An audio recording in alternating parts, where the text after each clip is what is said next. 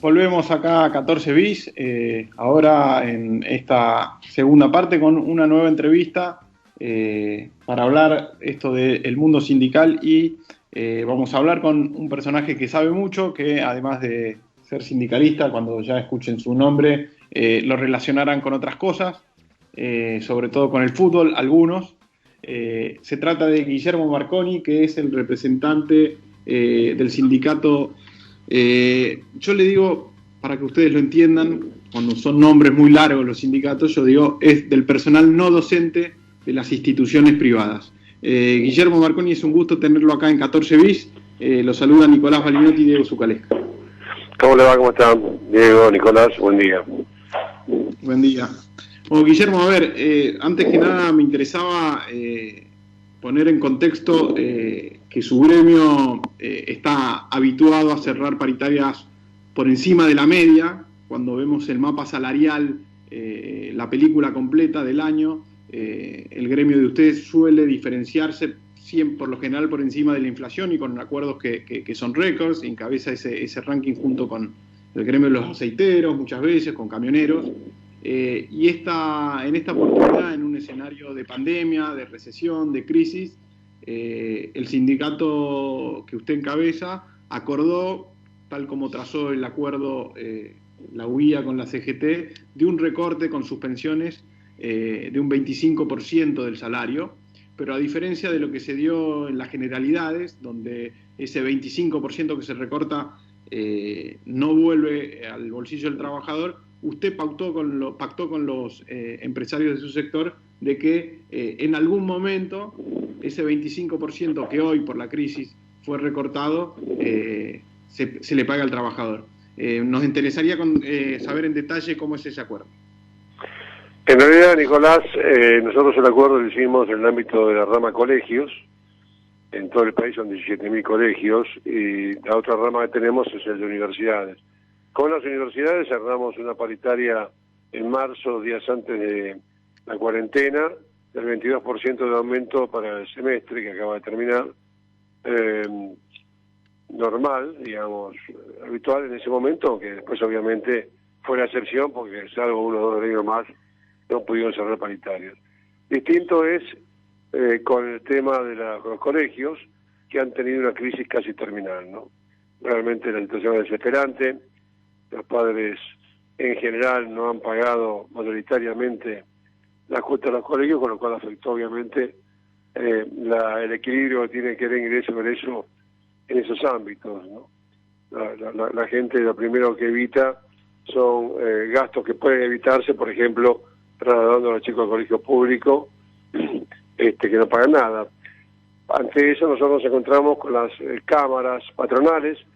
Una es la de colegios laicos y otra de la Iglesia, la Conferencia Episcopal Argentina a través del Consejo Superior de Educación Católica, y firmamos un acuerdo de no aumento. No se aumentó absolutamente nada en la rama colegios, y en lo que hace puntualmente a las resoluciones 397 y 475, que hablan de las suspensiones, sí, innovamos sobre el particular, firmando con la Iglesia y con las cámaras laicas, que lo que se descuenta en estos días, estos meses, en la medida en que el gremio entienda que corresponde de acuerdo a lo que el colegio explica y que pruebe que realmente tiene un quebranto económico, se lo tienen que devolver el 31 de marzo del 2021 a precio actualizado su salario.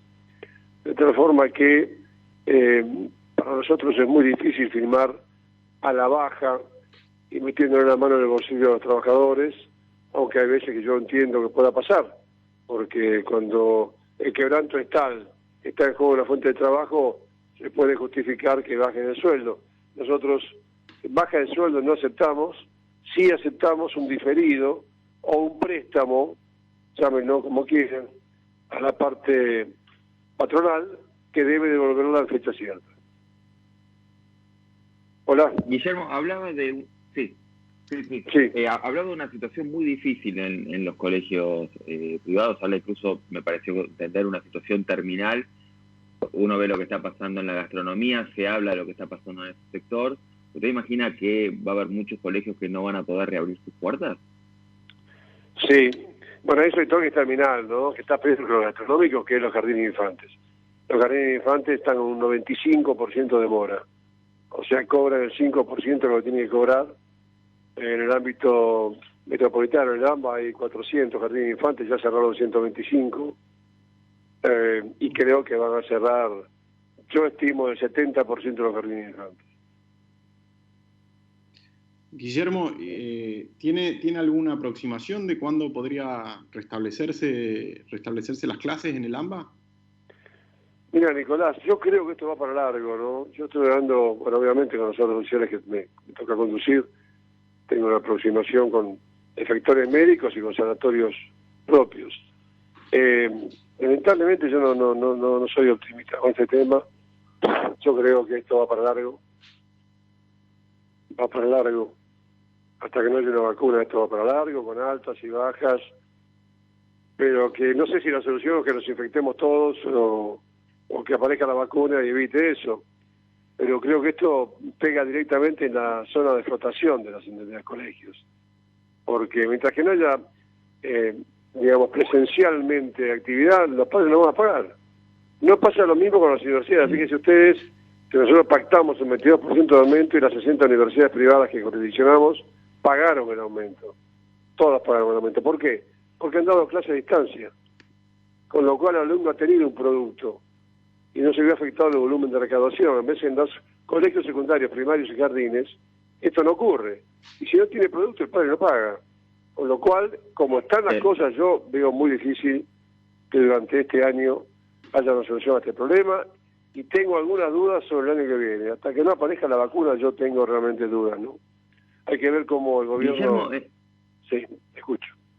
Perdón, entiendo perfecto que en el jardín sea dificultoso continuar las clases vía remota porque hay una cuestión que tiene que ver con que los chicos, incluso para ellos es muy difícil estar al frente de una pantalla y no perder la atención y demás. Que esto no ocurra a nivel primario y secundario, ¿con qué tiene que ver? Con esto, que no hay clase presencial. A ver, digamos, al no haber clase presencial y no haber producto a distancia... ¿Infraestructura? ¿Cómo?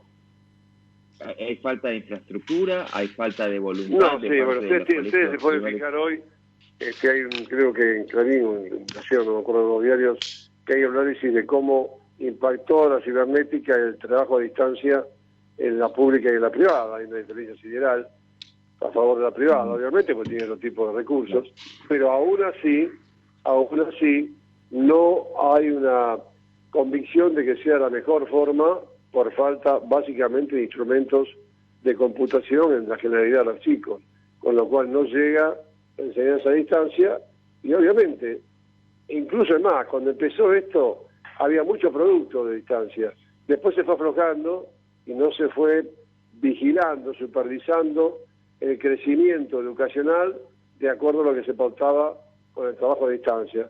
Y los padres no ven eso, porque los padres en la primera época veían que había elementos de educación referidos a través de Internet, pero después se fueron perdiendo esos controles y ese volumen de enseñanza, y cuando los padres ven que no llega el producto de educación, no pagan. Esta es la realidad. Claro. Guillermo, ¿está de acuerdo con la ley de teletrabajo que se aprobó anoche en el Senado? No, la verdad que no. ¿Por qué? A ver, yo creo que hay un tema, hay un prurito, mirá, Nicolás, hay un prurito en los patrones que no lo dicen. Vos participaste en algún Zoom nuestro con las cámaras patronales, que no lo dicen, pero en realidad digamos, el sector de empleadores tienen desconfianza en el hecho del trabajo a distancia. Ellos creen que no se puede controlar, que no hay forma de controlar la jornada, y por otro lado, los trabajadores, bueno, la gente piensa que no está bien determinado el derecho a la desconexión, con lo cual la jornada es absolutamente virtual, porque se pide requerimiento laboral en cualquier momento más allá de la jornada de 8 horas. Yo creo que la ley como está no soluciona el problema. Es más, creo que lo complica. El mundo va hacia la distancia, porque fíjense que todos están trabajando a distancia ahora. La gran mayoría, de ya no solamente Mercado Libre u otras de esa naturaleza, sino en general, y a muchos les queda cómodo y a otros les queda cómodo. La ley no agrega nada para solucionar el tema y no termina de convencer ni a un sector ni al otro. Me parece que esto era un tema para haberlo elaborado más. Nosotros teníamos hecho un proyecto con las universidades privadas, pero bueno, indudablemente primó el concepto de los legisladores, entendieron que esto era lo mejor, ¿no? ¿Por qué cree que pasó esto? Porque había muchas críticas, sobre todo lo que se escuchó mucho es un sector empresario que no fue escuchado, y la verdad que lo que se planteaba que es esto de, bueno, volver atrás con la idea del teletrabajo, que esto que solo estuviera en cabeza del empleado, para el empleador es un problema y suena bastante razonable. Teniendo en cuenta esto, teniendo en cuenta que además se establece un plazo de 90 días post pandemia para que se aplique esta ley, ¿por qué el apuro? Bueno, eso es el tema. Nosotros justamente desde el sector, un sector nuevo que hay, de nuevo relativamente, pero en cuestión de tiempo es nuevo, que es el SEMUN, que es el Sindicato de Marcha por la Unidad Nacional, que lo lidera Sergio Sacia, de la Unión Ferroviaria, y que componemos 40 gremios. Hemos hecho un exhaustivo análisis de esto, justamente lo que dijimos en el ámbito del CGT, y cuando nos tocó opinar, y que nos dieron la posibilidad de opinar, es que esto no tenía sentido apurarlo, tenía que decantar con un mayor grado de consenso y de consulta, ¿no? ¿Y por qué el apuro? ¿Qué cree? ¿Cuál es su hipótesis? Realmente no entiendo porque de los dos lados había apuro. En principio el CGT se oponía, después accedió, de los dos lados había alguna especie de apuro, pero no tengo muy claro el porqué, francamente no tengo muy claro el porqué, sobre todo en el momento que estamos viviendo, ¿no? Y aparte que de hecho funcionaba bien, no había grandes quejas sobre este tema, incluso se entendía la necesidad de este producto, pero no entiendo por qué hubo que normarlo tan rápido. Realmente no sé si es que le convenía a algún sector, ya sea de un lado o de otro de los sectores sociales que compusieron esta pequeña consulta que se hizo, digo, trabajadores y empleadores, ¿no? Guillermo, no puedo dejar de preguntarle esto, teniendo en cuenta que usted es letrado, ¿qué opina respecto de la reforma judicial? Que, digo, también viene en un momento muy particular. Bueno, indudablemente que está muy debatido el tema, si está contaminado políticamente por alguna situación puntual.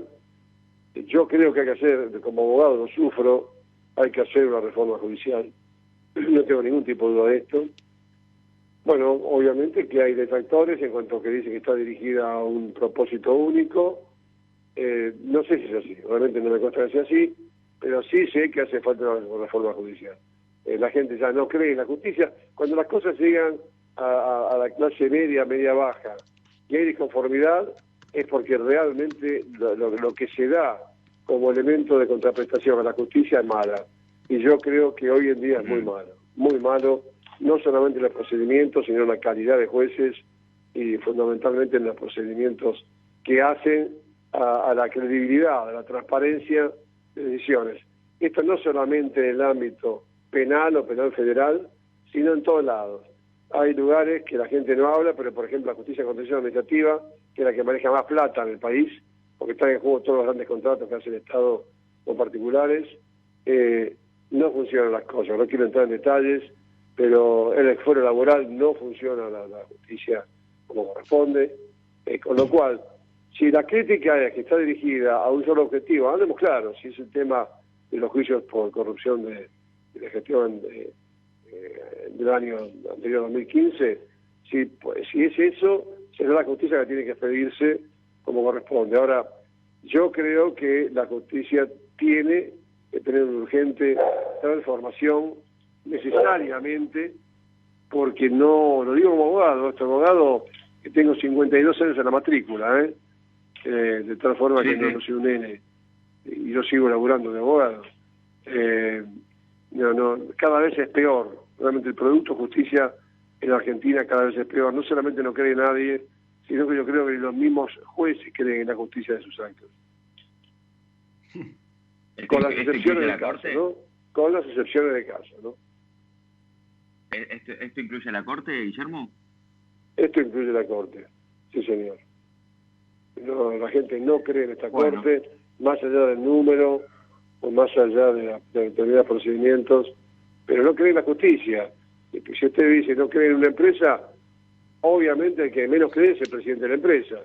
La justicia no es una empresa, pero si la gente no cree en la justicia con archijustificados motivos, su máximo exponente es la Corte Suprema, de tal forma que está involucrada en esta falta de credibilidad y transparencia, ¿no?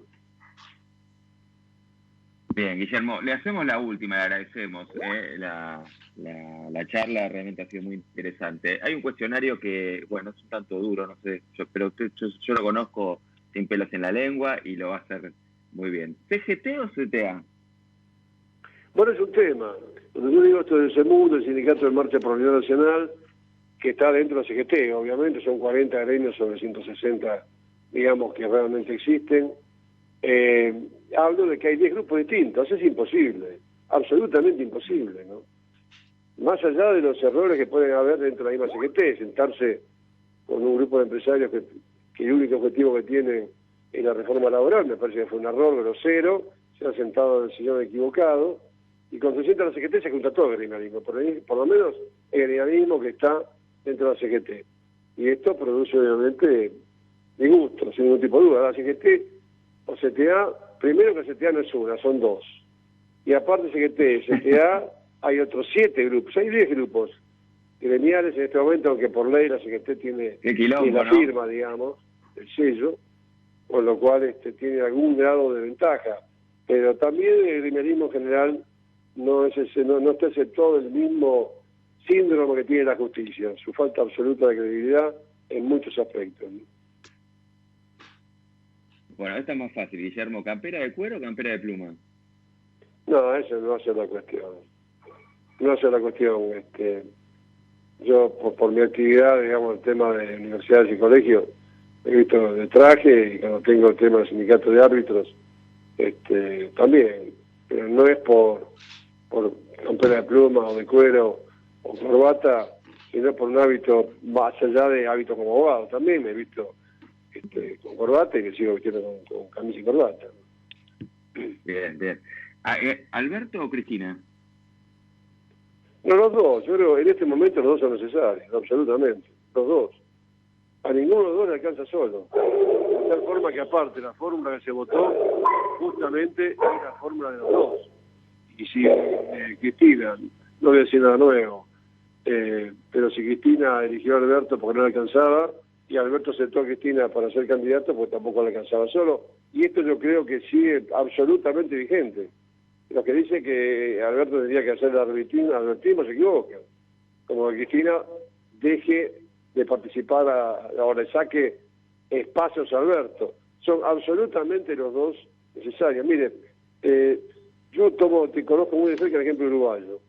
Gane quien gane en Uruguay, el que gana gobierna y el que pierde acompaña, obviamente con disenso de oposición, pero hay la política de Estado. En Argentina no hay esa política de Estado. Lo que era oficialismo se convirtió en archi-oposición. Lo mismo pasó con el cristinismo o con el kirchnerismo cuando pasó a ser oposición. Por lo cual, digo, en la pregunta concreta que usted me hace, absolutamente los dos son necesarios. Bien, ¿reforma laboral o paritaria cero? ¿Perdón? ¿Reforma laboral o paritaria cero? Yo creo que la paritaria es un arma absolutamente indispensable del movimiento obrero que no se puede negociar bajo ningún punto de vista. También entiendo que hay convenios de los 75, muchachos todavía tienen 45 años. Hay que sentarse y hay que ayudar las situaciones. Esto no quiere decir quitarle derechos a los trabajadores, pero a veces hay mucha velocidad para ayudar y modificar las cosas, como por ejemplo el teletrabajo, que se sacó de apuro, no entiendo por qué, y otra cosa que es mucho más urgente, que es trabajar sobre los convenios. No se logra que nos sentemos a trabajar. Hay un concepto en general de los gremios que si se sientan a discutir desde el punto de vista del ayuntamiento de su convenio, le van a pedir cosas que no van más.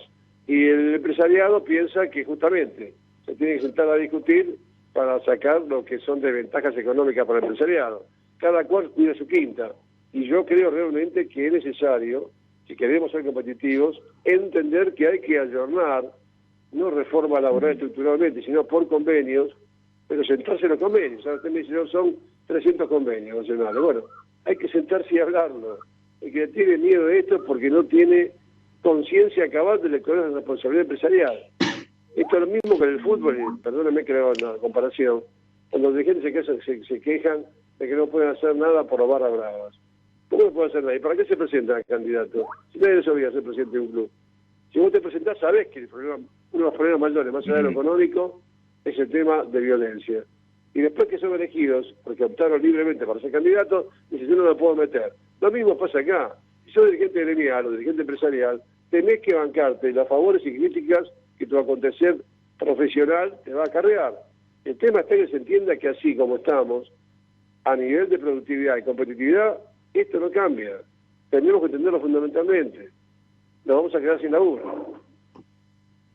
Bueno, y esto me lleva a la última, a propósito de dirigentes del mundo del fútbol. Elige tu propio Moyano.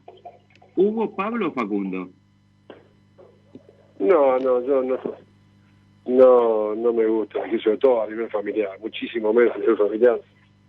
No puedo hablar por ninguno de los tres. Los conozco a los tres, tengo una buena relación con los tres, pero son dirigentes gremiales que pelean por lo suyo. No sé si es el mejor dirigente gremial, uno u otro, o el peor, pero creo que forma parte de lo que es la dirigencia gremial y hay que respetarla. Yo lo que sí puedo dar prueba, esto es lo que tengo duda, y no quiero decir que me asocie a lo que dijo el presidente, que Hugo es el mejor dirigente gremial. Para mí es un buen dirigente gremial, pero yo comprobé que la gente lo quiere. Esto lo comprobé personalmente en algún momento que lo hice dar conferencias en universidades privadas, seguramente Nicolás se acuerda, que bueno, tuve que ir por todo el país con él, y bueno, obviamente lo han convertido como un sector político en un estereotipo del mal dirigente, y otro en el mejor dirigente. En el medio está la verdad. La realidad es que sus afiliados no quieren. Eso sí. Y le hago ahora sí, la última. Se hace largo, no es la última nunca. Más tiempo, le agradecemos la buena onda. No, se gusta, se gusta. 14 bis, del 1 al 14 bis, ¿qué puntaje le pone Alberto? Yo concuerdo absolutamente, porque por otra cosa no se lo puede jugar hoy, en el manejo de la pandemia, ¿no? Yo creo que el manejo de la pandemia fue bueno. Creo que el pueblo argentino es muy rebelde, más rebelde que mi perro que chumba al lado mío cuando estoy haciendo una entrevista. Sí, tengo 7 golden y esto no lo calla nada, sobre todo cuando quieren comer. Pero digo, la realidad es que me parece que estamos llegando a una situación muy complicada, la gente está muy cansada, muy harta.